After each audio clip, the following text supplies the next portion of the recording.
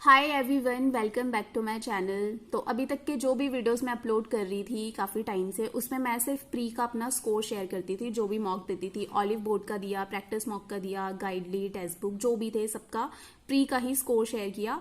लेकिन अब finally pre तो खत्म हो गए हैं, तो अब अवसर आ चुका है मेंस के मॉक देने का, मौका आ चुका है। और मैंने मेंस के मॉक देना स्टार्ट भी कर दिया, जैसे कि मैंने कल की वीडियो में बताया था। तो कल दिया था मैंने मेंस का मॉक नंबर 1 प्रैक्टिस मॉक का 2022 का।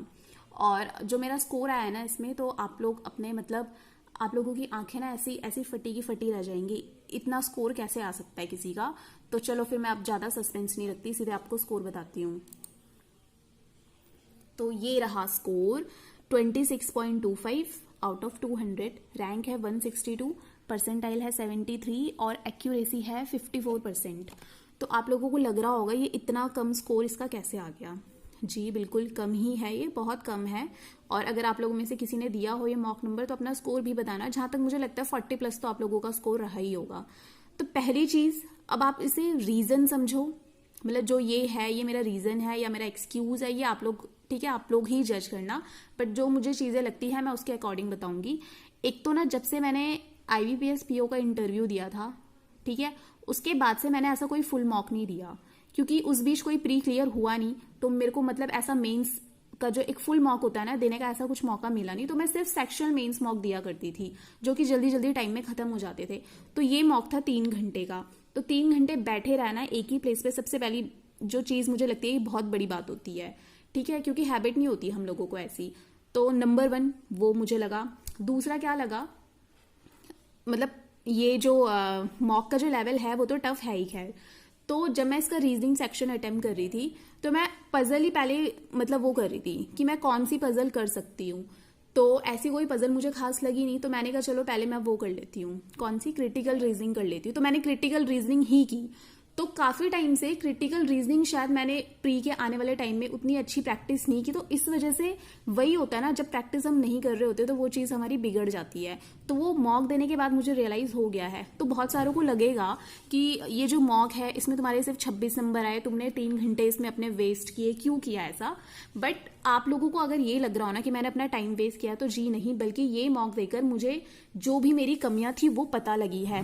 पहली कमी तो ये कि मुझे 3 घंटे बैठने की आदत बनानी पड़ेगी, ठीक है, क्योंकि मैं ऐसी इंसान हूं, मैं ज्यादा देर ऐसे बैठी नहीं रह सकती एक ही जगह पे। मैं अगर करंट अफेयर्स भी पढ़ रही हूँ ना, घूम घूम के कमरे में घूम घूम के, 1 घंटे का मॉक टेस्ट देने में ही मेरी हालत खराब हो जाती थी, क्योंकि 1 घंटा फोकस रखना पड़ता था पूरा। तो पहली चीज तो ये कि मुझे हैबिट बनानी पड़ेगी इतनी देर तक बैठे रहने की एक प्रॉपर प्लेस पर। दूसरी जो मुझे रियलाइज हुई वो ये कि पता है क्या, मैं जब मॉक दे रही थी ना, तो मैं जिस तरीके से लास्ट ईयर क्वेश्चन सिलेक्ट करती थी कि ये हो जाएगा मुझसे, मैं ये वाला कर लेती हूँ। तो जब मैं ये वाला मॉक दे रही थी ना, इस बार वैसे ही नहीं हो पा रहा था। पता नहीं क्यों नहीं हो पा रहा था, या तो शायद वो हैबिट रही नहीं अब। हालांकि जो मैं मॉक दे रही थी, सेक्शन मॉक भी दे रही थी, बट वो चीज़ अलग है और ये चीज़ अलग है, क्योंकि ये पूरा मॉक है और इसका लेवल भी थोड़ा हाई है। सेक्शन मॉक इसके कंपैरिजन में थोड़े से इजी होते हैं। तो मैंने क्रिटिकल रीजनिंग करनी स्टार्ट की, तो मुझे लगा होना चाहिए होना चाहिए, मैं किए जा रही। और उसके बाद मैंने एक पजल भी की क्वांट सेक्शन में। इंस्टॉलमेंट वाला तो मेरा वैसे ही वीक है कॉन्सेप्ट, तो क्वांट सेक्शन में भी मैं यही सिलेक्ट करी थी मैं करूँ क्या। तो उसमें भी मेरे बहुत कम अटेम्प्ट हुए। तो मतलब मेन रीजन इसमें जो मेरे स्कोर कम आने की है, वो मुझे ये लग रहा है कि मैं सिलेक्ट नहीं कर पा रही थी कि मुझसे क्या हो सकता है। मैं मतलब पहले एक क्वेश्चन पे जा रही हूँ, फिर उसको थोड़ा सा ट्राई कर रही हूँ, फिर उसे छोड़ा, फिर दूसरा उठाया, फिर उसको थोड़ा सा ट्राई कर रही हूँ। तो ये सारी चीजें मुझे पता लगी हैं कि मुझे अभी जब मैं नेक्स्ट मॉक दूंगी ना, तो मुझे ये वाली मिस्टेक नहीं करनी है अपनी। तो इसीलिए कहते हैं कि मॉक दोगे तभी आप लोगों को पता चलेगा आप क्या गड़बड़ी कर रहे हो। तो आप लोग देख सकते हो, लगभग 6 महीने लगा लो, 6 महीने मैंने ऐसा कोई फुल मॉक नहीं दिया।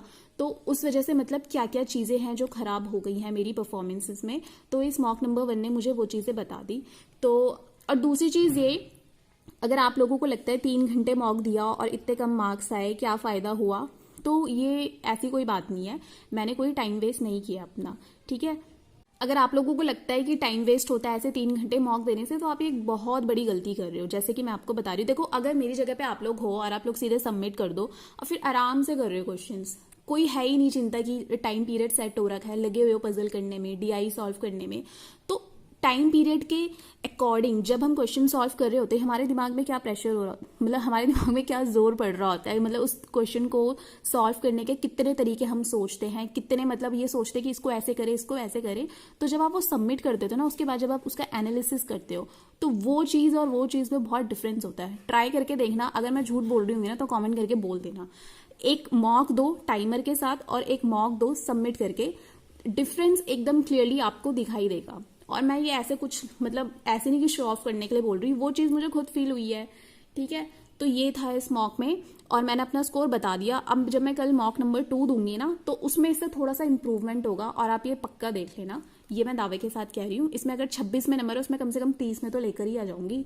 तो यही चीज़ होती है, जब हम प्रैक्टिस करते हैं तो वो इम्प्रूवमेंट होता है। और सेक्शुअल मॉक वो मैं आज दूंगी, तो उसका जो वीडियो होगा वो कल आएगा। तो ये मैंने आप लोगों के साथ शेयर कर दिया मॉक नंबर 1 का स्कोर, और आप लोग भी करना अगर आप लोगों ने दिया हो। और जो बातें मैंने बताई हैं इस वीडियो में, अगर आप लोगों को लगता है कि हाँ ये चीज़ होती है तो कमेंट में करके बताना कि यस मैम, टाइमर के साथ मॉक देके मतलब काफ़ी चीज़ें हैं जो कि पहले से हम लोग प्रिपेयर कर सकते हैं वहाँ पर फेस करने के लिए। और मैं भी यही कहूँगी टाइमर के साथ ही मॉक दिया करो। अगर कोई कहता है ना कि नहीं सबमिट कर दे उसके बाद कर, नहीं नहीं बिल्कुल मत करना, बिल्कुल भी नहीं, बहुत डिफरेंस होता है। और चलो ठीक है फिर अब, हाँ, और आप लोगों ने कहा था वो बताओ कि मैं कैसे मॉक को एनालाइज करती हूँ। तो ये मैं कल वाली या फिर परसों वाली वीडियो में बता दूंगी मैं क्या पहले अटेम्प्ट करती हूँ और जब मैं उसको एनालाइज करती हूँ तो क्या करती हूँ। अदरवाइज ये वीडियो बहुत लंबा हो जाएगा। तो चलो फिर मिलेंगे नेक्स्ट वीडियो में। और अगर आपको वीडियोस अच्छी लगती है, अगर कोई फर्स्ट टाइम आया है तो चैनल को सब्सक्राइब जरूर करना, वीडियोस को लाइक भी कर देना। और मिलेंगे अब कल की वीडियो में। Bye bye, take care.